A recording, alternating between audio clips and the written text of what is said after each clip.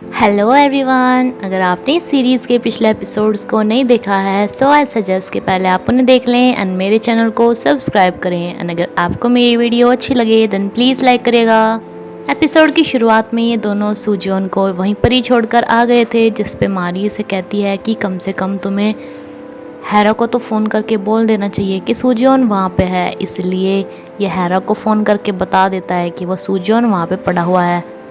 And then वो किसे कहता है कि तुमने जो मुझे कहा था मेरे हाथ पकड़ के, तो तुम कहीं मुझे पागल तो नहीं बना रही, क्योंकि मुझे तुम्हारी आंखों में सब साफ नज़र आ रहा है। और हाँ, आगे से मेरे सामने उस डॉक्टर सियोजून का नाम मत ले देना। मैं बस चाहता हूँ कि वो मर जाए। ये इसके काफ़ी करीब आ ही रहा था कि इसके पास इसके असिस्टेंट का फ़ोन आ जाता है, जो इसे बताते हैं कि आपके पापा आपकी वाइफ को ढूंढने में लगे हुए हैं और आपने जैसे कि उन्हें बोला था कि आपकी वाइफ का ट्रीटमेंट चल रहा है, तो वो उसे हॉस्पिटल में देखना चाहते हैं। ये बाहर निकल के इससे पूछता है कि डॉक्टर अरेंज हो रहा है या नहीं इसकी सर्जरी के लिए। तो असिस्टेंट इसे बताता है कि नहीं, वो तो 3 महीने लेने को बोल रहे हैं, लेकिन इसके पास 3 महीने का टाइम नहीं था। मौका देख के मारी इसकी कार में से उतर जाती है एंड ये सुसाइड करने की सोचती है, जिसे इनवुक देख लेता है एंड यहाँ से बचा लेता है। जो इसे काफ़ी ज़्यादा डांटता है एंड कहता है कि तुम पागल हो रही थी क्या, एंड इसे गले लगा लेता है। ये कहती है कि मेरे दिल पर सिर्फ मेरा ही काबू है, तुम उस पर काबू नहीं कर सकते एंड अगर तुम्हें मुझे पाना ही है तो मेरी इस बिना दिल की बॉडी को ही तुम पा सकते हो। एंड ये सब बोल के बेहोश हो जाती है। कांगू को काफ़ी ज़्यादा बुरा लगता है। हैरा इसे वहाँ से लेके आ चुकी थी, जो इसे कहती है कि लोगों का कितनी बार ब्रेकअप होता है फिर से अफेयर हो जाता है, लेकिन तुम्हें ही हमेशा इतनी सारी प्रॉब्लम्स क्यों झेलनी पड़ती हैं, हर रिलेशनशिप में इतना दुख क्यों मिलता है। एंड सियोजून को सपना आ रहा था जैसे ये मारी एंड उसकी मॉम के साथ काफ़ी ज़्यादा खुश है, लेकिन वहाँ पे एक कांगू टपक गया। ये होश आते ही मारी को ढूंढने जाना स्टार्ट कर देता है। हैरा इसे रोकती है कि तुम्हें वहाँ पे नहीं जाना चाहिए, पता है उसके पास गन भी है, लेकिन ये कहता है कि मैंने इतने सालों से अपनी पत्नी का वेट किया था एंड अब मैं दोबारा से और वेट नहीं करना चाहता एंड यहाँ से चला जाता है। कांग इनवोक मारी की मॉम से मिलने के लिए आता है कि चलो मैं ना आपको कहीं और पे शिफ्ट करूँगा।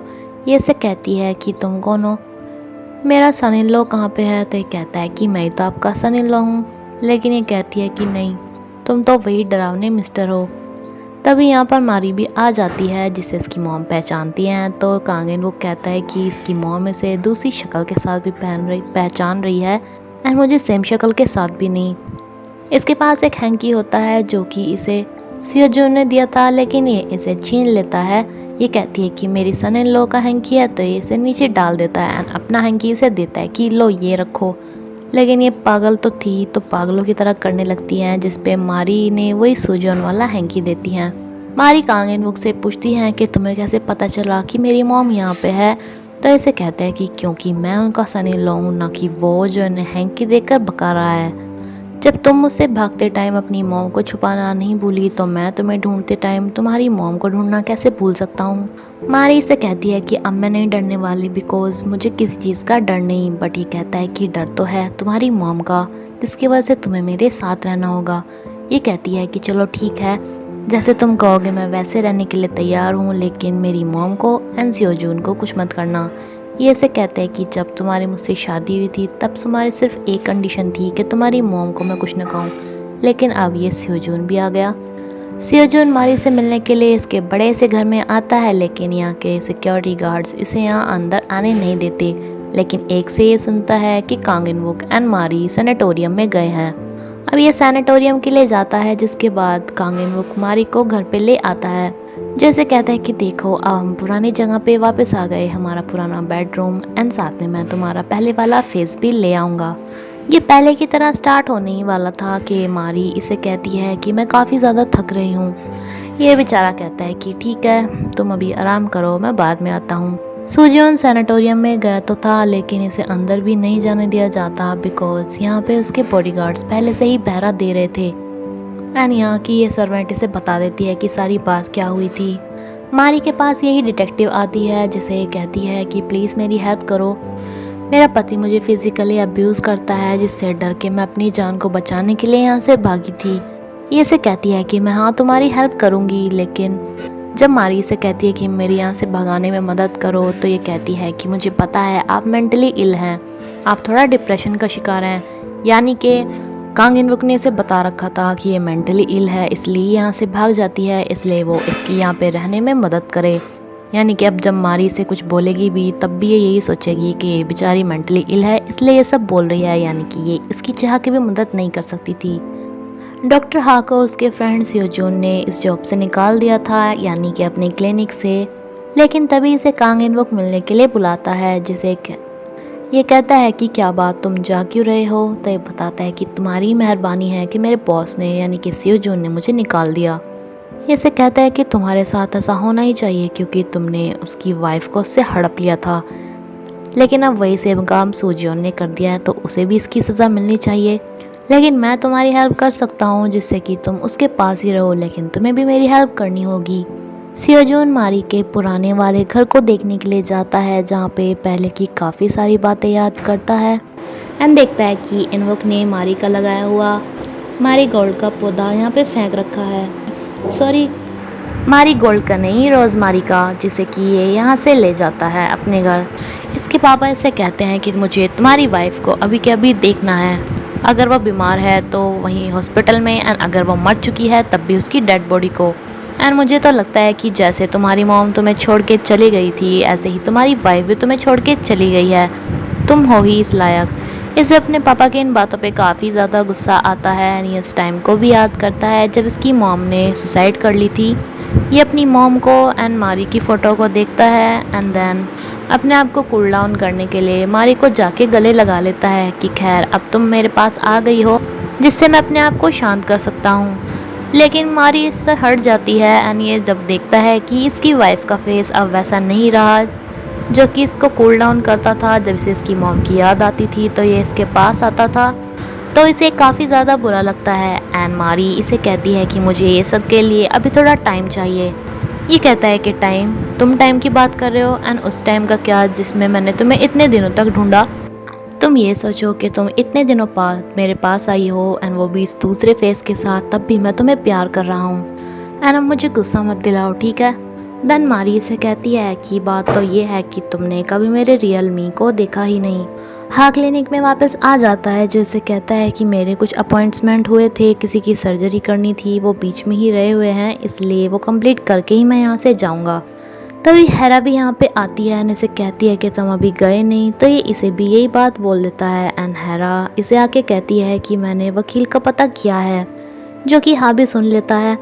इनका प्लान था कि ये इनवुक पे केस करेंगे, उससे डिवोर्स दिलाएंगे क्योंकि वो मारी को फिजिकली अब्यूज़ करता है, लेकिन इसके पास कोई सबूत नहीं था। हेरा इसे कहती है कि सबूत यही हो सकता है कि मारी के बॉडी पे वही चोट के निशान या फिर कोई पिटने के निशान दिखाए जाएं, लेकिन अभी तो उसके पास वो निशान थे ही नहीं एंड सूजोन चाहता नहीं था कि वो सबूत के तौर पे उसे दोबारा चोट लग पाए। मारी देख रही होती है कि सूजोन अंदर आने की कोशिश कर रहा है बट उसे कोई अंदर आने नहीं दे रहा। एंड जब मारी बाहर झांक रही थी तो इसे ये इनवुक का सौतेला भाई देख लेता है एंड अपनी मॉम से कहता है कि शायद मैंने अभी मारी को देखा, वो छत पे से झांक रही थी।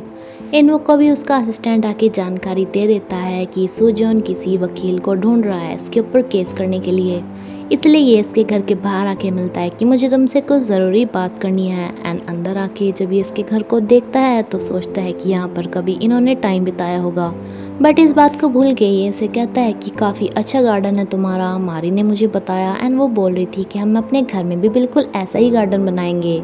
सूजोन इसे कहता है कि उसे जाने दो, लेकिन ये कहता है कि अरे तुम ये सब क्यों बोल रहे हो, मेरी वाइफ मेरे साथ बहुत खुश है एंड थैंक यू मेरी बीमार वाइफ का ख्याल रखने के लिए। वो ना थोड़ा डिप्रेशन का शिकार है एंड ऐसी बातें बोलती हैं जो कि हुई भी ना हो। ये कहता है कि तुम उसे पागल क्यों बना रहे हो, तो ये इसे कहता है कि मैं सबके सामने भी यही बोलूँगा कि वो डिप्रेशन का शिकार थी, कोई मेरे ऊपर केस नहीं करेगा, सब मेरी ही बातें मानेंगे, यकीन करेंगे एंड तुम पे इल्ज़ाम लगेगा कि तुमने एक ऐसी बिजनेसमैन की पत्नी को अपने चंगुल में फंसाया जो कि बेचारी बीमार थी एंड उसका फेस अपनी वाइफ जैसा बना दिया, तो तुम्हारे ऊपर ही इल्ज़ाम लगेगा, ठीक है। इसलिए आगे से वकील वगैरह ढूंढने की कोशिश भी मत करना वरना तुम ही फंसोगे। तभी इसके डिटेक्टिव का इसके पास फ़ोन आता है कि मारी अपने घर पे पुराने वाले घर पे से सामान लेने के लिए जाना चाहती है जो कि उसका वहाँ पे रह गया है। इनवुक से बोलता है कि तुम भी उसके साथ ही रहना। एनी अपने आदमी को सियोजून पे नज़र रखने के लिए बोलता है कि मैं भी देखता हूँ कि क्या पता ये मारी से मिले, जिससे कि हमें पता चले कि इन दोनों का रिलेशन कैसा था। मारी वहाँ पे जाती है एंड इत्तेफाक से सियोजून भी वो रोज़मारी का पौधा वहीं पे ही रखने के लिए जा रहा था। डिटेक्टिव जब इसे देखती है तो ये अपने बॉस को बताती है कि सियोजून यहाँ पे आ रहा है, इसलिए इनवुक इसे रास्ते से हटने के लिए बोलता है। एंड सियोजून यहाँ पे आके जब मारी को देखता है तो इसे गले लगा लेता है, लेकिन मारी चुपचाप खड़ी रहती है। ये इससे इसके हाल चाल पूछता है, लेकिन ये इसे बताती है कि मैंने इनवुक को एक चांस दे दिया है, वो शायद अब की बार सुधर गया है एंड मैं अब उसके साथ ही रहूँगी, हम दोनों को आपस में ऐसे मिलना नहीं चाहिए। ये इसे काफ़ी समझाता है, लेकिन मारी इसे मना करके यहाँ से चली जाती है। ये डिटेक्टिव को बोलती है कि मैं घर तक अकेले ही जाना चाहती हूँ। कुछ देर पैदल चल के तो डिटेक्टिव मान जाती है एंड सुजोन से दोबारा से मिलता है, जैसे कहता है कि ये लो तुम्हारी रोज़मारी, तुम शायद रास्ता भूल गए हो, ये तुम्हें रास्ता दिखाने में मदद करेगी। बट ये अब भी चुपचाप बैठी हुई थी। ये इसे अम्ब्रेला देता है एंड कुछ टाइम बाद मारी की बस आती है, जिसमें बैठ के चली जाती है एंड सोचती है कि तुम्हें बचाने के लिए, प्रोटेक्ट करने के लिए मुझे ये सब करना ही होगा। एंड इसी के साथ ये एपिसोड यहीं पे खत्म होता है फ्रेंड्स। अगर आपको मेरी वीडियो अच्छी लगी तो प्लीज़ लाइक करिएगा। Thank you. 그냥 나도 좀 살아주시면 안 돼?